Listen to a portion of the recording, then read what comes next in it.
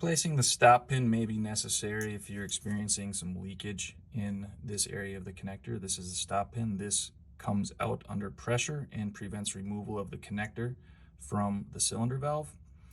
If there's still residual pressure in the system and you try to remove it, sometimes that can damage the pin as well and prevent it from retracting, and then you've got the issue of making it very difficult to remove the connector. So in that case, we do have a stop pin kit, which we end up replacing this. And to replace the stop pin, you will need a few tools. You'll need a proper Allen wrench, and in this case, this is a lever or a cable style connector. So the size you'll need is an 1/8 inch, or 3mm can work. For a rigid bail that looks like this, you will need a 5/32, or 4mm can also work. You also need some Loctite 242 or equivalent for when you replace this handle. This handle will need to come off, and you also need a 1/2 inch socket. So we can get started here. First thing on a cable style or even the rigid bail handle style is to remove a screw.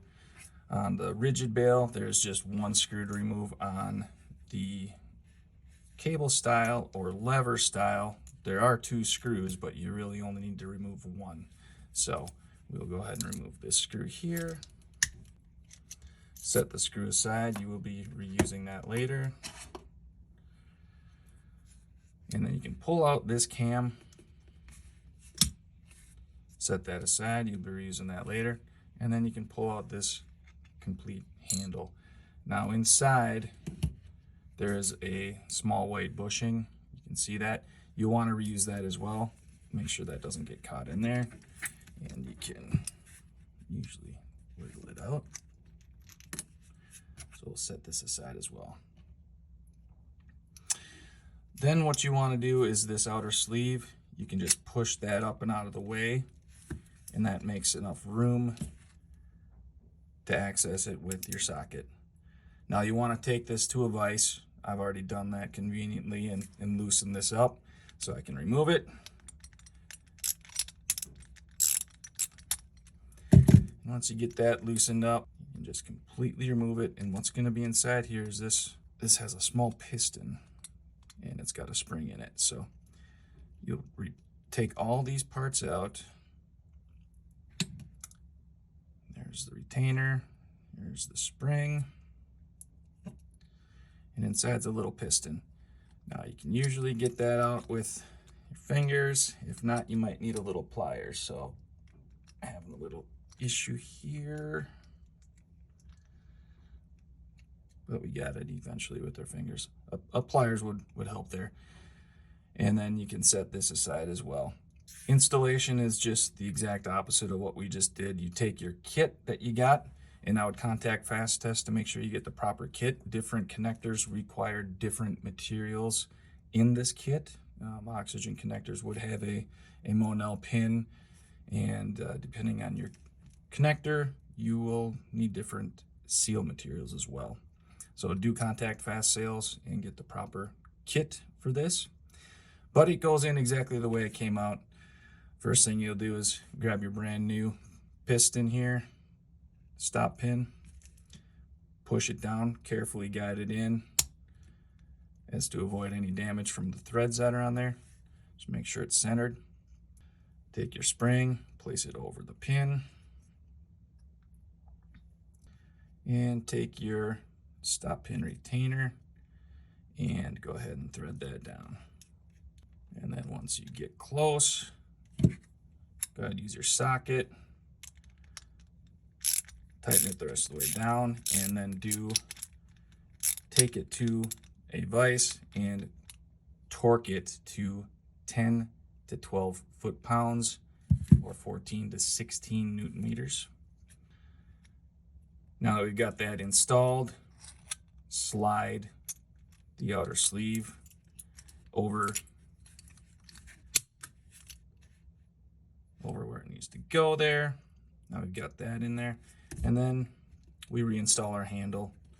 So take the pieces that you had, make sure your bushing is over the screw or the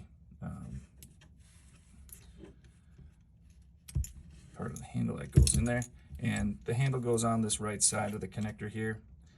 And you will need to push down this outer sleeve as you install it. So I'm going to try to do that here for the camera.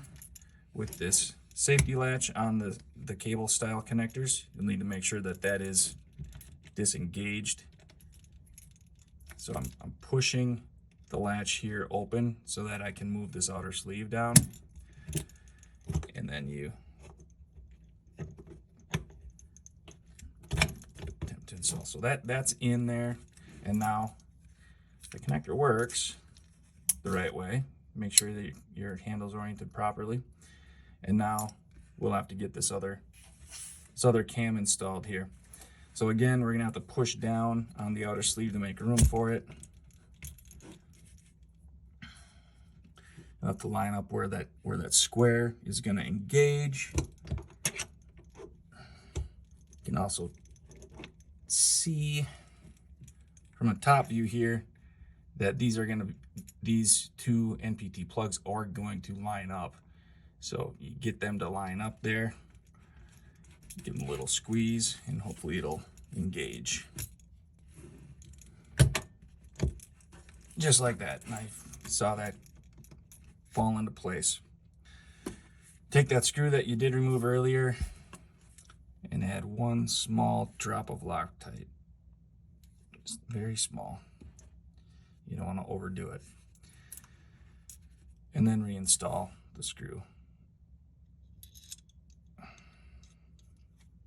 In this case, it'll be that same 1/8 inch Allen wrench. And then you can install this, and if you have a torque wrench, it'd be great to install this to 6 to 8 foot-pounds. And then your stop pin replacement is complete. Your connector is ready to go back into service.